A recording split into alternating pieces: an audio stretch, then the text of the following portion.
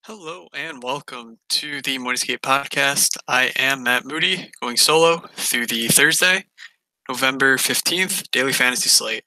Yes, after a long week of traveling, DJ yet again is traveling. So you're stuck with me for the Thursday slate, and we'll see about Friday. May have something in the works, or maybe able to snag DJ, one of those as we go sort of things.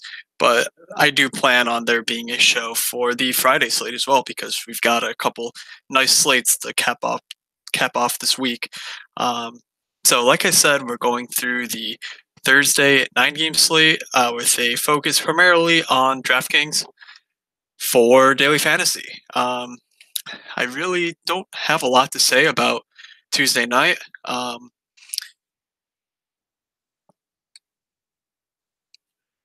Like, it was tough if you didn't play Taylor Hall to, cash in cash games.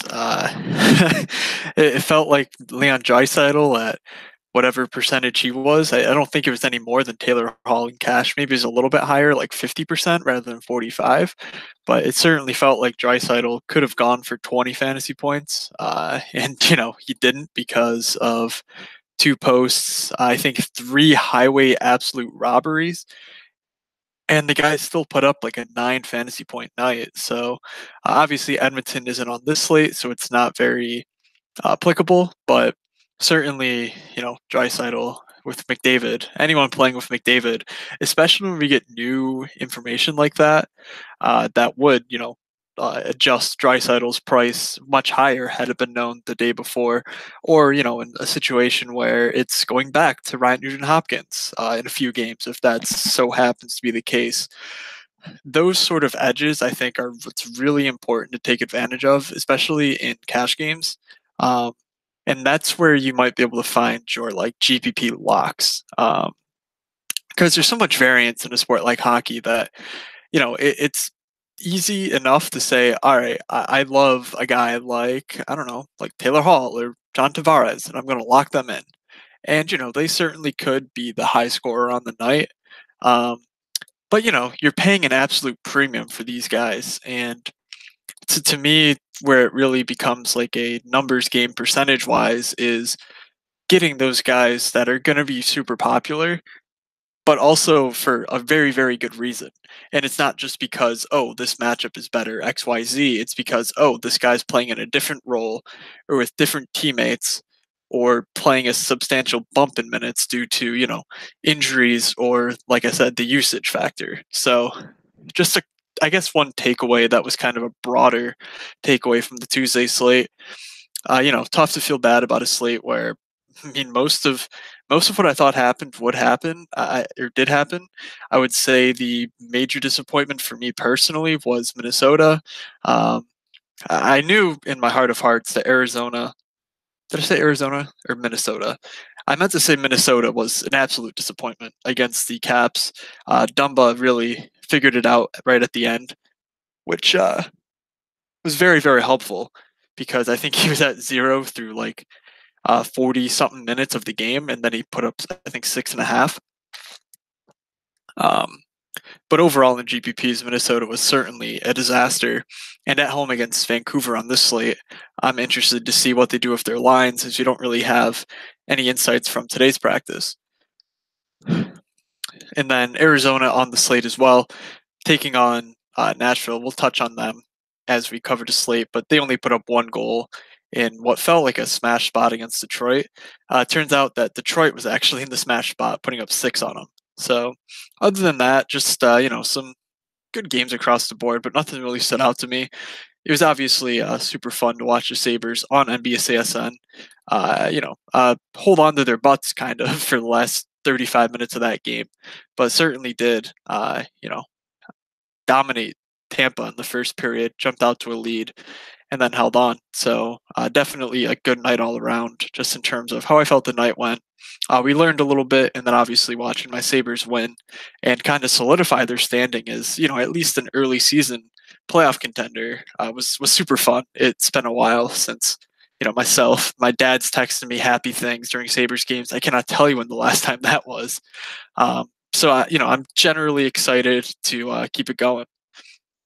So let's head to the Thursday slate. Like I said, it's 9 games. Starting off at 7 o'clock, we've got the Rangers at the Islanders, New Jersey at Philadelphia, Tampa at Pittsburgh, Florida at Columbus. At 7:30, we have Detroit at Ottawa, 8 o'clock, Vancouver at Minnesota, 9 o'clock, Montreal at Calgary, Nashville at Arizona, and then the nightcap late hammer, 10:30, Toronto taking on the San Jose Sharks.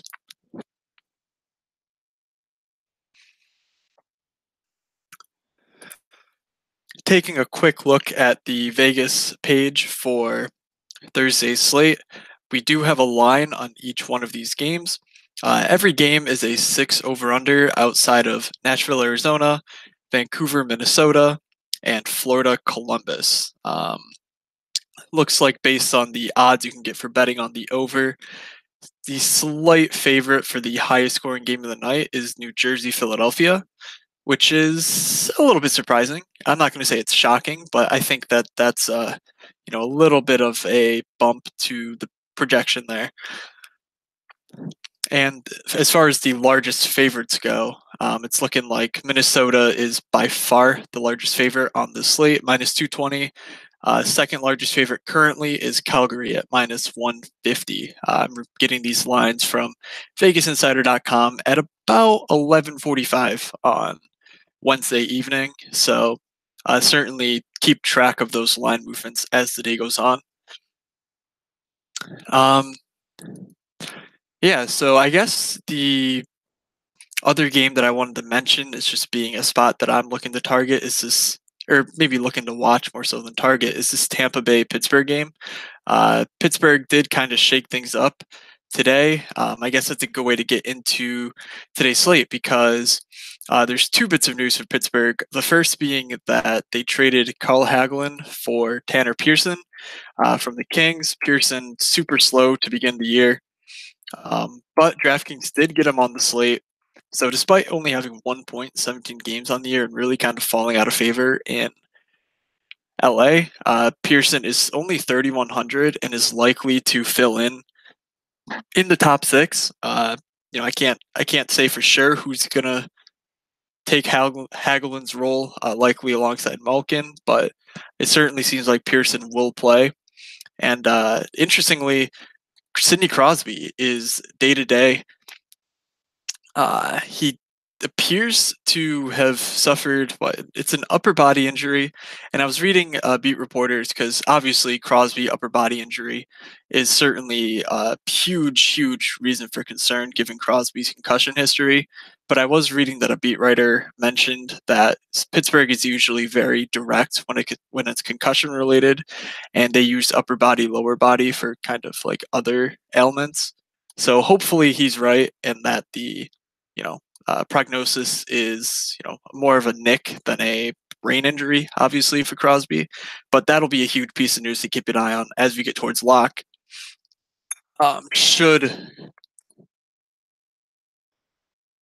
Should Crosby not be able to go, there's a huge vacuum of minutes to be sucked up at center. With him out, Brassard is also out for Pittsburgh, so the guy that you would kind of expect to be their other top six center, should Crosby miss.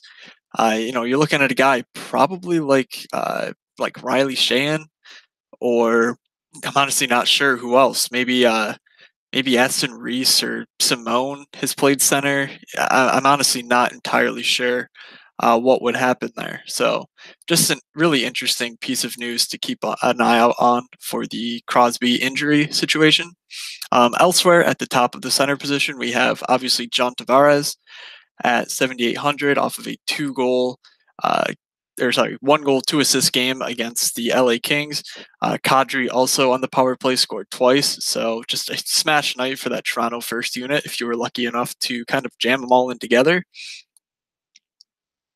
And Tavares is probably rightfully so the most expensive center on the slate. And honestly, it's not even that close. If Crosby misses, you're going from Zibanejad at 7K all the way up to Tavares at 7,800. So that in and of itself might actually make Tavares a bit more popular than you might expect. Because if you have 8K left at center, you're really not choosing between a whole lot of options. Like you're either leaving a ton of money on the table or you're just going with Tavares. So definitely like Tavares and GPP as a stacking option more so than a one-off play for that reason. It's a small thing, but I think that's relatively useful information or a thing to keep an eye on as you're examining this slate. Also, I mentioned GPPs. Obviously, I focus on DraftKings here, so I follow their contests pretty closely. You can find me in just about everything, $50 and below. So, I keep an eye on like the payouts and things like that. And something that I really like what's going on this Thursday slate is the $8 that they are offering. Obviously, it's 150 max. I don't max enter it. I never have. I probably never will. Unless I hit like a crazy bank or something. Like that's just not what my bankroll allows me to do. Um, but I really like this tournament on Thursday because it's a 50K total prize pool, and it's 5K to first with the min cash getting 2 times your buy-in. They advertise it right on the contest page, so hopefully you don't miss something like that. But I love this sort of tournament. We actually saw, I know it's kind of burned into my mind because I had a sweat on Monday night, but on Monday night's slate, they had the $8. It was a 40K total prize pool, and 10,000 of it went up top to first place. And, it was fun, especially for Team Screenshot because I was leading the $8 for about 2 hours, from the beginning of the last game of the night all the way until about overtime. I finally got passed by a few shots on goal or whatever. Um, but like that's just such a huge difference in what the rest of the tournament looks like, the rest of the payout structure, that I am definitely going to take a few more shots in this than I normally would.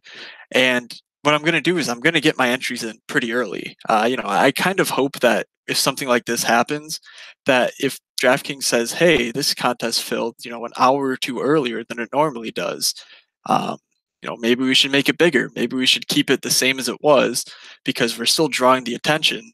And if it fills faster, just make it bigger. Maybe when we get up to, I don't know, 75,000 total prize pool and it's 7.5K to first, 2x min cash. That would probably be, a lot bigger of a tournament. What? I don't even know the math there because probably about 10,000 versus the 7,300 entries we have. But I highly urge you, if you like this sort of flatter payout structure, to join your contest early on this slate and, kind of hope that if it does fill early, that DraftKings takes the hint, maybe even tweet at them, say, hey, DK Assist, this is awesome. This is an awesome tournament. Because I do think they take feedback like that into account when sizing their slate. But all right, that was just a quick diatribe into the more economy. I don't really, the ecosystem, I guess, of the daily fantasy market. These sort of tournaments don't come around often. Like I said, they're mostly much more heavily weighted towards first to draw that attention in and to get people to, make a lineup for them, chasing the money.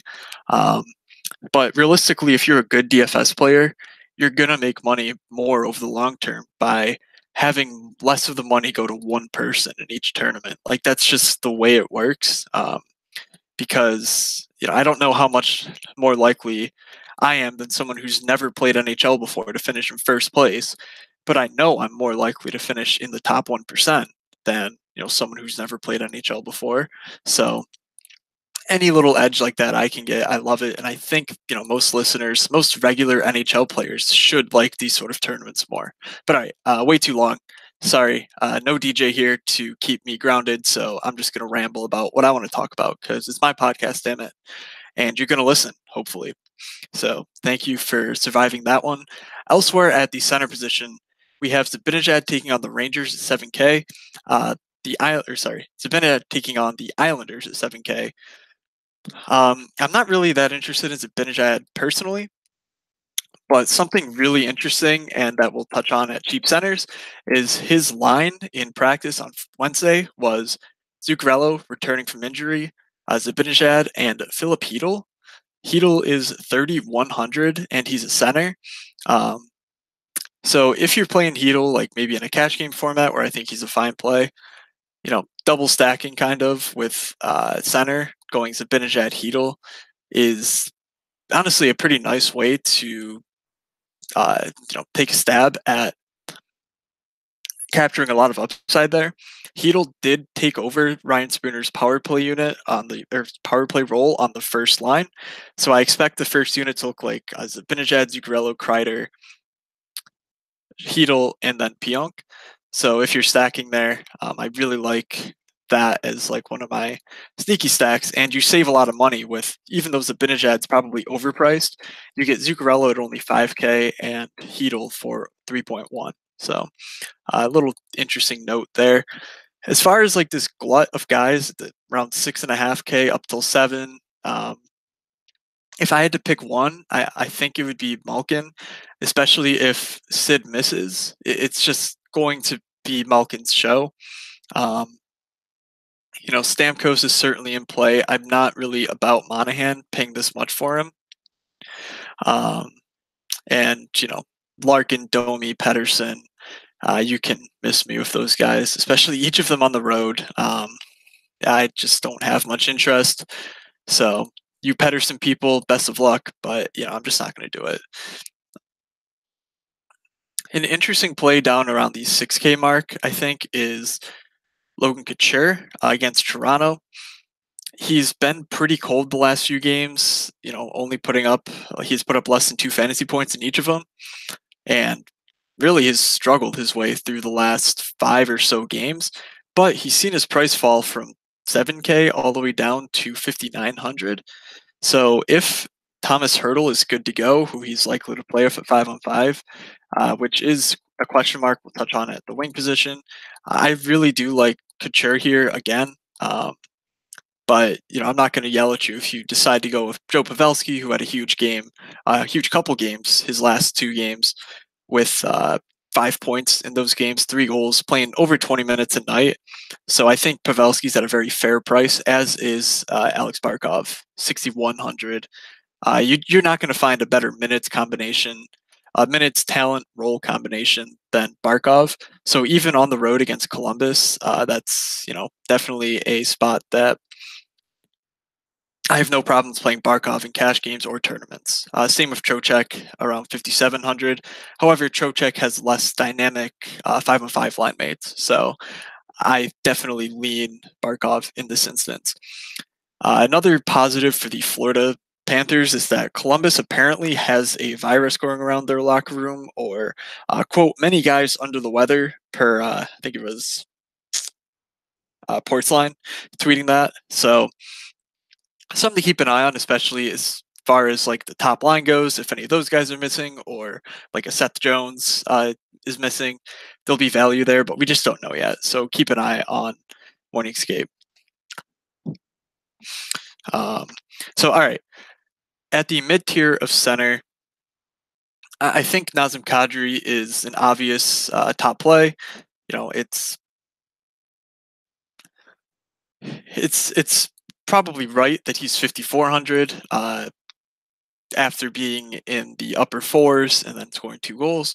He gets a pretty tough matchup against San Jose, but I'm just not that concerned about it. I think he's a great combination of floor and upside, and I'm definitely playing him over, Barzal, Zajac, Chris Tierney, Johansson. Those are the guys directly in his price. So I think Kadri's a clear top play here, with some consideration going to Galchenyuk, but I want to see what the Arizona lines are looking like. I believe that they're keeping the first line intact with Keller, Stepan, and Perlini, so I definitely lean there to that line over getting Galchenyuk, who will be on the first power play. Nico Hischier for New Jersey is day-to-day. He's a question mark to go on Thursday. He didn't practice Wednesday, so more likely he misses, I think, but something to keep an eye on. In tournaments, I'm looking at Michael Backlund and Matthew Tkachuk paired with Sam Bennett, who, again, we'll touch on at cheap wingers, but Sam Bennett's been moved up to that Backlund line. So I'm always in on getting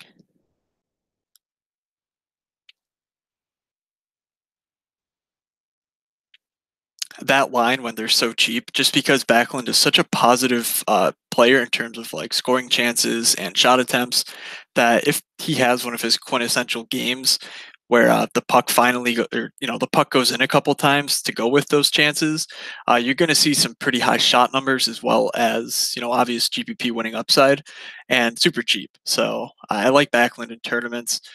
Cash games, I think it's Derek Stepan with Nolan Patrick losing his first power play role with the return of JVR. And there's really not much else down here at center that I like until we get down to Heedle at 3,100. If you've never heard of him, he's one of the Rangers' top prospects.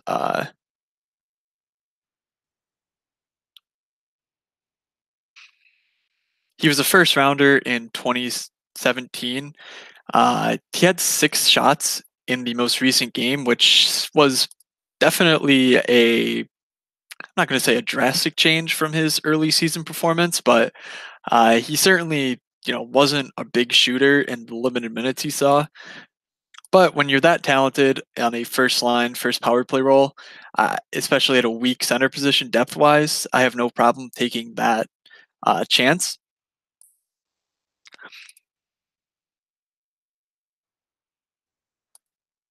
If Hischier misses, you're likely to see Pavel Zacha stick in the top 6, centering Jesper Bratt and Marcus Johansson, playing on the second power play as well. So Zacha at 2.9 is like a decent punt play, but I'm certainly going to try to get Heedle if that necessitates it.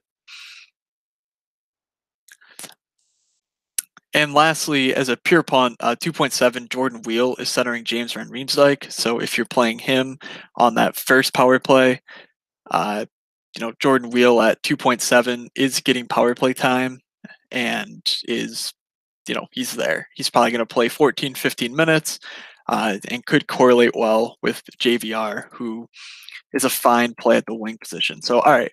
I should mention JVR seems like he's back. It's not officially official, but yeah, we'll touch on that.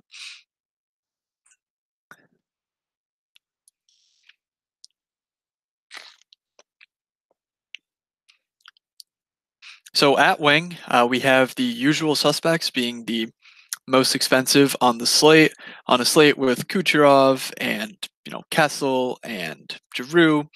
Uh, I guess we have Taylor Hall up in first with Forsberg. I think those make sense. We actually have Mitch Marner, Evgeny Dadonov, Athanasiou, and Michael Granlund as some of the top centers here or wings here, price wise. Like that's crazy. Is it crazy? I don't know. Like Athanasiou has back-to-back-to-back multi-point games with at least 3 shots on goal in each of them. And he's a really good player, but like God no, miss me with that almost 7K price tag. So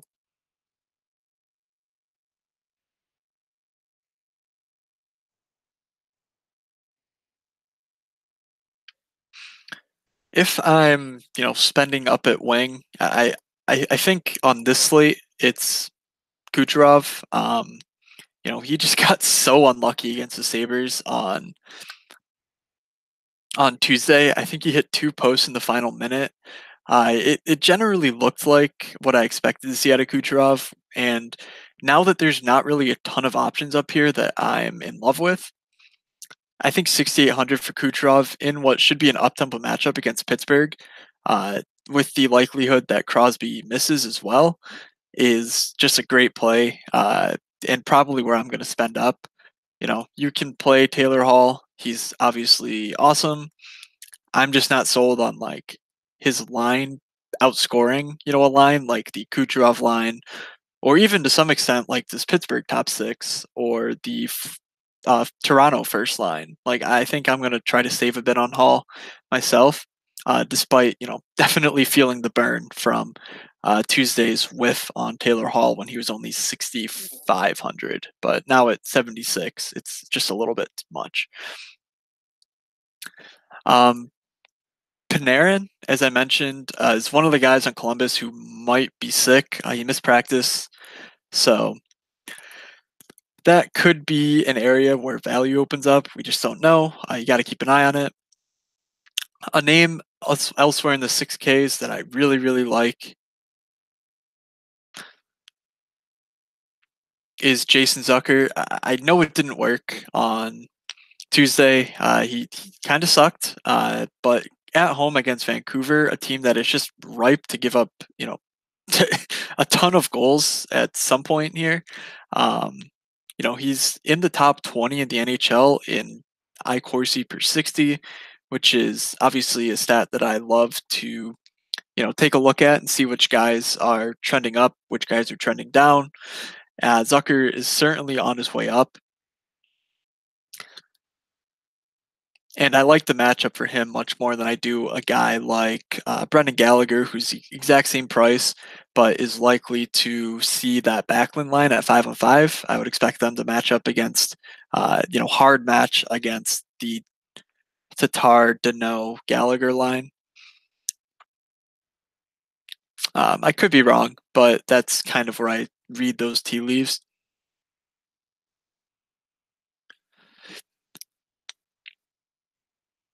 Victor Arvidsson at 5,700 is on IR, so I believe he'll still be out on Thursday.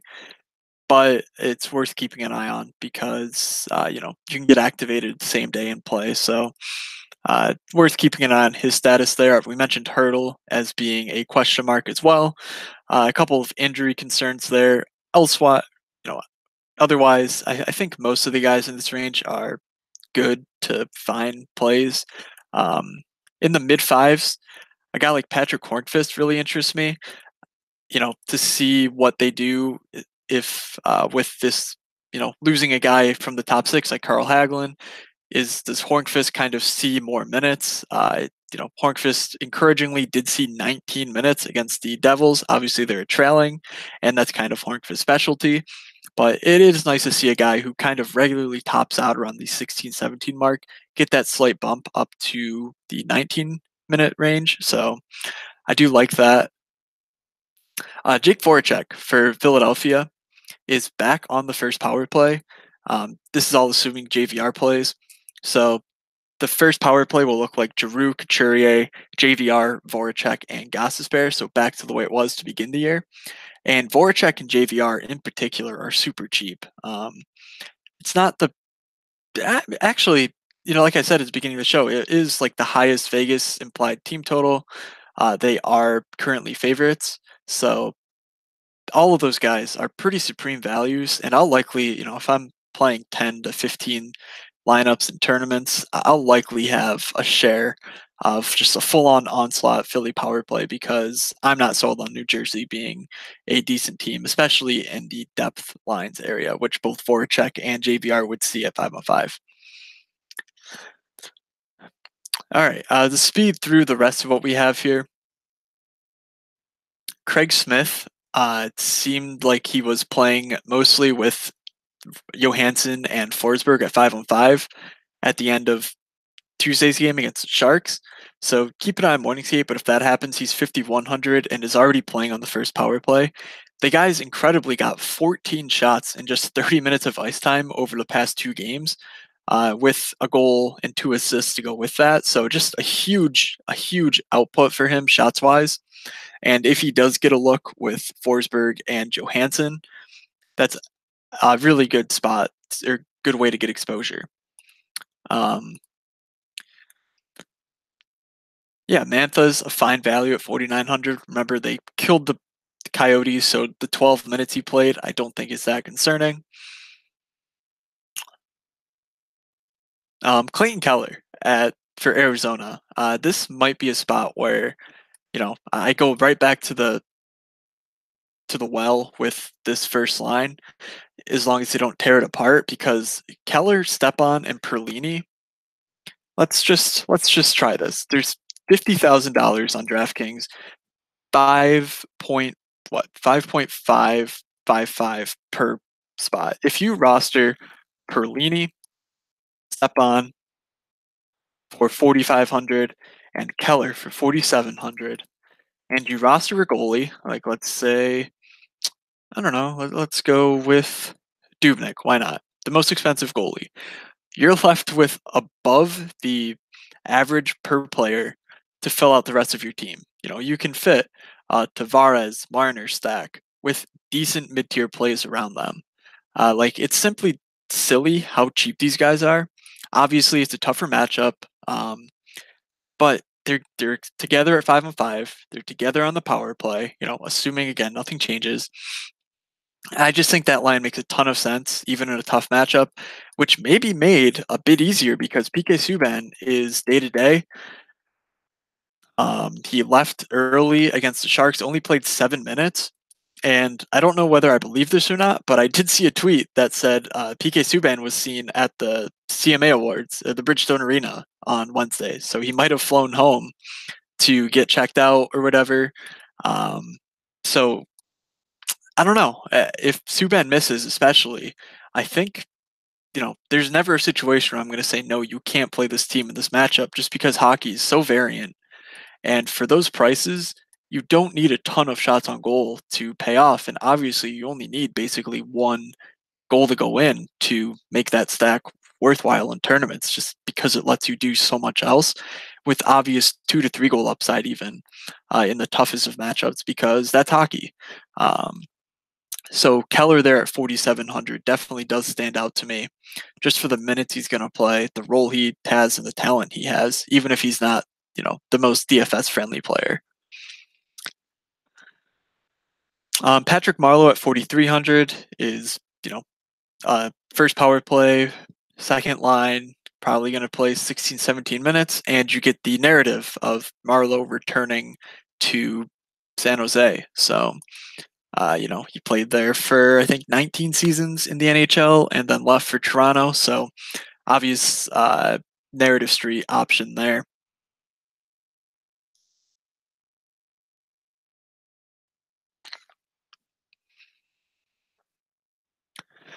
And then if we want to talk some cheaper centers down at this like lower 3K range, I mentioned Perlini. I think he's the top play down here. But we are getting for Ottawa a guy in Drake Batherson who's been called up to the NHL for his first game, playing on a line with Matt Duchene. I'm honest, it's escaping me who their third cog is on that line, but Batherson did get called up.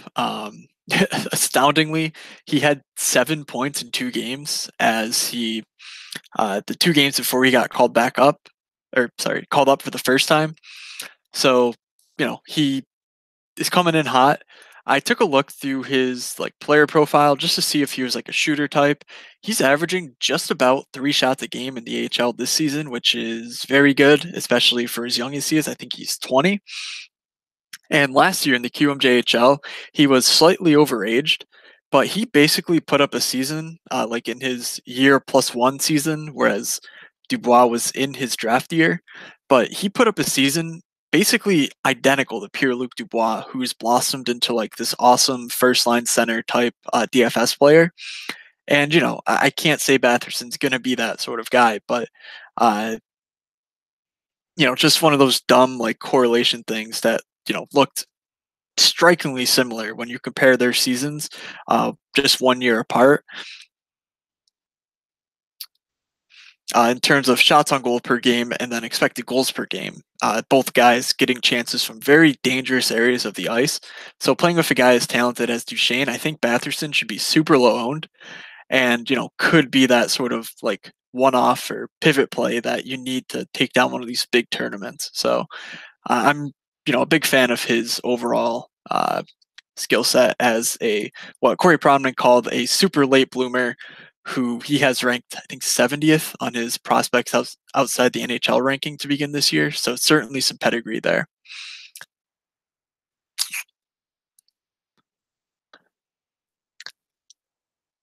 And yeah, a name to keep an eye on is Daniel Sprong, 2,700. Seeing where he slots into this Pittsburgh lineup, if he's in the top 6, he's an awesome play. If he's in the top 9, he's a bit less of an awesome play.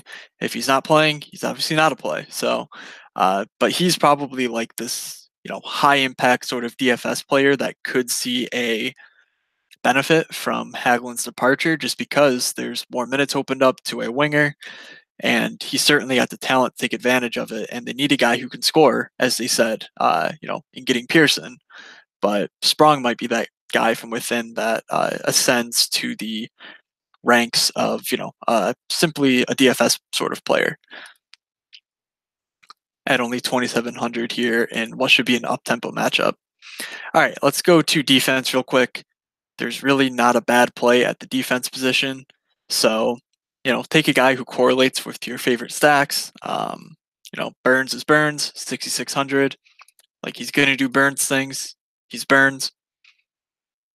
I mean, you know the drill at this point. I mentioned Subban is day to day, I would say. So if he's out, that opens up value for a guy like Yossi, or even a guy like Ekholm, who directly replaced him against the Sharks on Tuesday on that first power play unit, the Forsberg power play unit. Ekholm's pretty expensive for his like overall profile. He's 4,500 already, but it is a value spot that makes him playable in tournaments, especially.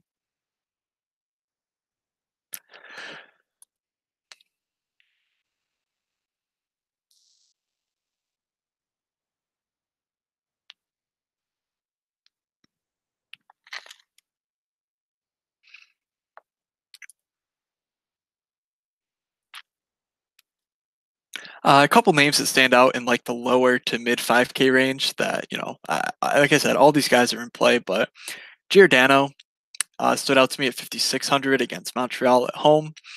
Gets you first power play, should be out there with the Backlund line at 5-on-5. So I just really like him from a DFS perspective, as well as Erik Karlsson's price at 5,100 stands out just because he's so good. And we know we love guys against Toronto defensively. So he's gonna score goals sooner than later. He's gonna pick up a multi-point game sooner than later.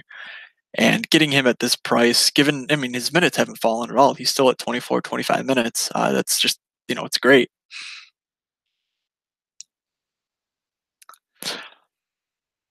Otherwise, if you aren't really about this Nashville sort of mid tier, with the likely absence of Subban, I think a guy like Polak at 4,700 is your best bet to kind of like get this price range. Provorov is more of a tournament type play to me than anything. I don't really think he's a great sort of like cash game player slash one off. Um, and I don't really have that, strong of a take like conviction wise, but I just don't think he's, gonna put up a multi-point game with like no namers. Like I think he's gonna be involved with Giroux or whatever. Just given like, the way he plays when those guys are on the ice versus the kind of shutdown role he has to play when it's the, fourth liners are on the ice.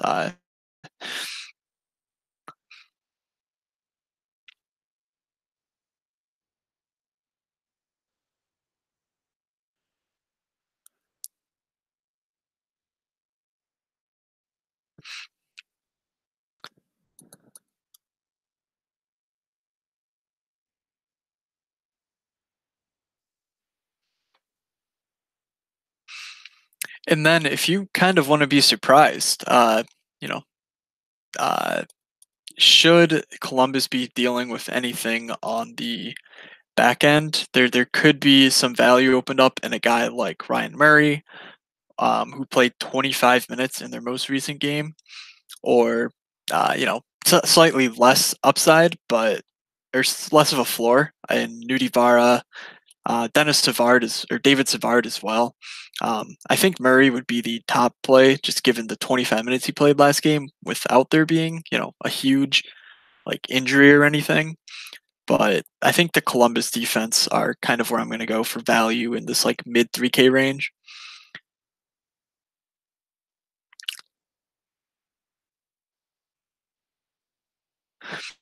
And then I feel like there's a cheaper defenseman that I was looking at before I started, but am currently missing.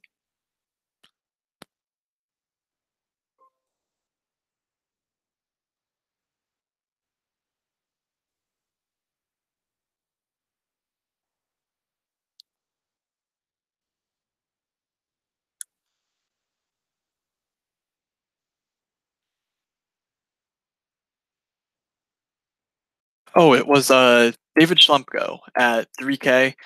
I can't say with certainty what they're going to do again. But against the Edmonton Oilers, they were actually using Schlumpko on the first power play unit, uh, like towards the end of the game. So I don't know if they're going to keep Riley up there. I don't know if they're going to go back to Petrie. Like they honestly, I guess it was because they were losing pretty badly. They were trying up a lot of different looks, but Schlemko was 3,000, and in the two games he's played so far this season, returning from injury, has played 20 minutes time on ice. If you remember from years back, Schlemko is kind of one of those guys who is a very solid rate shooter from the point. And so even without the like confirmation that he's first power play or anything, I think that he is like absolutely in play at only 3,000 and gets you some nice exposure to, you know, not even exposure, just is a nice way to relieve some cap without, leaving yourself a huge hole in your lineup. So I'm pulling up his past 3 years of like shot data before this year just to kind of get you a sense of like the sort of player he is, shot attempts wise, because I think that's the best way to like judge a player. Um, like you can look at their block shots, but to me, that's definitely secondary to the number they're putting up going, offensively.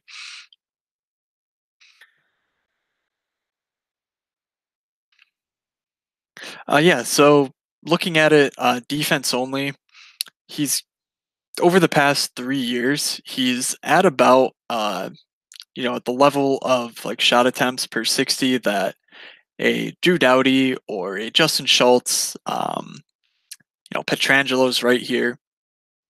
So certainly some DFS relevant names that are, much more expensive than he is, honestly. And there are, a fair share of duds in here, like when you sort by Corsi per 60, but he's just generally a solid option, I think, for the minutes he's going to play and whatnot. So I will leave that there as the like last defensive guy I mentioned. All right, so let's wrap this up with a couple of guaranteed goals. Um, I think the guy I feel the strongest about here on this slate, who isn't like a super cheap value guy that I'm really excited to get like exposure on versus the field, is getting a piece of this revamped Philly first power play with JVR back.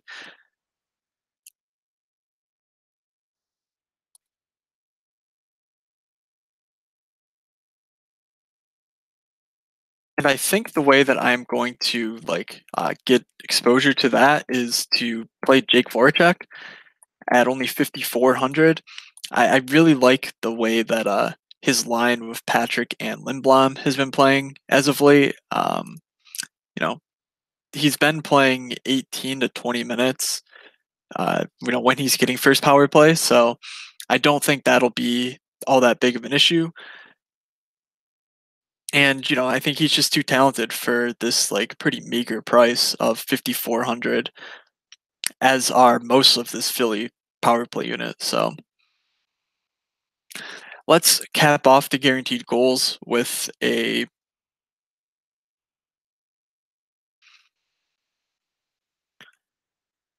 bit of a hot take. I'm going to go with Michael Backlund at 4,700. So I'm just sold on you know Backlund being a quality two-way center, and Montreal is going to regress so hard sooner than later. Like, I just don't think there's a way that a line featuring Thomas Tatar and Philip Deneau is like going to be one of the best in the NHL.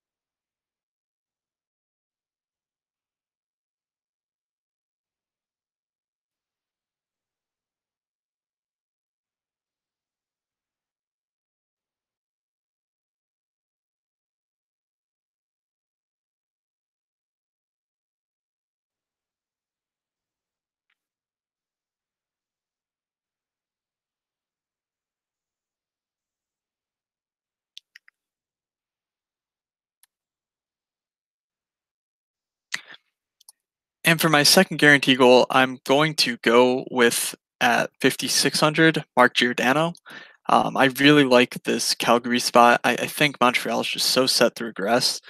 Um, and what I love about playing Giordano is that not only is he like super active offensively or defensively, blocking shots, he's at 20 block shots in the last 10 games, with like a huge spike game against LA with 7 block shots. Like there are just times where he actually, gets you 2 to 3 points in block shots alone. But he's an active offensive player. Not only does he shoot from the blue line, but he's always like dipping and diving. Uh, when they got the cycle going, they got the power play going. You'll find him go backdoor from time to time. Like he's just a really active defenseman, and I love to play guys like that in like cash games and GPPs, really anywhere, just because they're not